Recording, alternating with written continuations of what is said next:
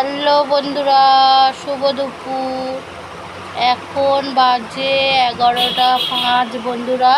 তা আজকের চলো কি রান্না করছি তোমাদেরকে দেখাচ্ছি বন্ধুরা। তা তোমরা দেখতে থাকো আজকে কি রান্না করছি।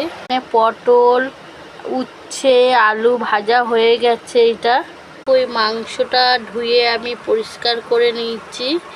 এটা এবারে রান্না করবো। এই আলুটা ভাজা হয়ে গেছে, দেখো আলুটা ভাজা হয়ে গেছে। আর এই মাংসটা ধোয়া আমার পরিষ্কার করা হয়ে গেছে। আর কড়াতে দেখো তেল দিয়ে দিয়েছি। আমি কড়াতে তেল দিয়ে দিয়েছি, তেলটা গরম হয়ে গেছে। এবারে একটা শুকনো লঙ্কা দিয়ে দিলাম আর একটা তেজপাতা দিয়ে দিচ্ছি। এবারে আদা রসুন দিয়ে দিচ্ছি। আদা রসুন দিয়ে ভালো করে নেড়ে নিচ্ছি। আর যেহেতু তেলটা ঠিকরায় আদা রসুনটা দিলে তেলের মধ্যে আমি নুনটা দিয়ে দিয়েছিলাম। আদা রসুন দিতে পেঁয়াজ, টমেটো আর কাঁচা লঙ্কা পেস্ট করে নিয়েছিলাম। আদা রসুনটা তেলে আমার কষানো হয়ে গেছে। এই পেস্টটা এবারে দিয়ে দেবো। পেঁয়াজ, টমেটো, লঙ্কা পেস্ট এটা দিয়ে দেবো। এটা পুরোটা দিয়ে দিয়েছি পেঁয়াজ বাটাটা। দেখো এটাকে ভালো করে কষিয়ে নিয়ে এবারে অল্প লঙ্কার গুঁড়ো দেবো, যেহেতু কাঁচা লঙ্কা দিয়েছি। লঙ্কার গুঁড়ো, হলুদ গুঁড়ো আর জিরের গুঁড়ো দেবো। সব মশলা দেওয়া হয়ে গেছে। এটাকে ভালো করে আমি কষিয়ে নিচ্ছি, নিয়ে তারপর মাংসটা ঢেলে দেবো।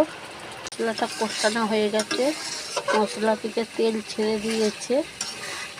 এবার আমি মাংসটা দিয়ে দেবো। মাংসটা আমি ঢেলে দিচ্ছি।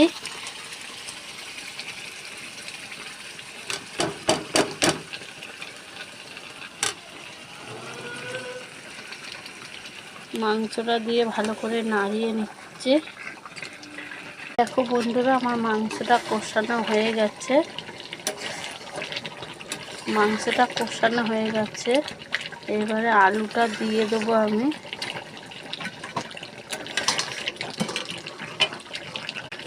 যে ভাজাটা ছিল আমি দিয়ে দিয়েছি, দিয়ে এটাকে ভালো করে কষিয়ে নেব।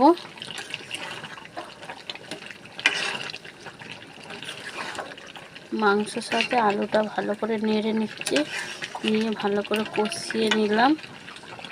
দেখো কষিয়ে নিয়ে আর জল দিয়ে দিয়েছি আমি। আমার মাংসটা রেডি হয়ে গেছে। দেখো কেমন হয়েছে বলবে তোমরা। ভালো